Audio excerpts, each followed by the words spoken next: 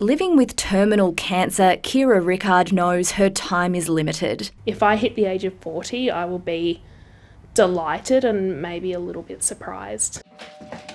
And that no matter how well pain management works, it might not be enough. It might not work for me.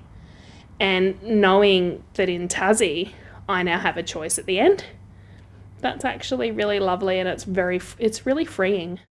The legislation's passage through Tasmania's upper house last night was an emotional moment for the bill's author.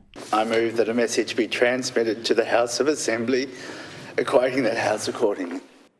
And a relief for the sisters who've been spearheading the campaign for 14 months, taking up the fight as a promise to their late mother. We can actually start to grieve in private because our campaigning started just 3 months after Mum died, and we have relived those traumatic moments for the last 14 months.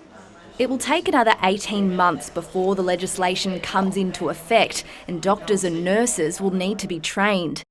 To access voluntary assisted dying, you'll need to be over 18, a Tasmanian resident for at least 12 months, have decision-making capacity, be acting voluntarily, and have a relevant medical condition that will lead to death in 6 months or less, or 12 months if it's a neurodegenerative disease. The process could take just over a week if necessary, but it would usually be much longer.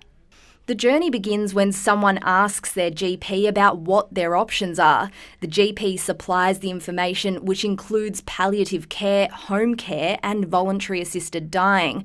After that, the patient can make a request to proceed with VAD. They must then pass the eligibility criteria. If they're deemed eligible by their GP, the person must wait 2 days to think about it further. They then must pass the eligibility test again. If they do, a second medical professional needs to deem them eligible. The patient can then apply for the medication that will end their life. The biggest unknown is how many doctors will want to be part of the process. There will be a registry, but Catholic Health and Aged Care Services won't be on there.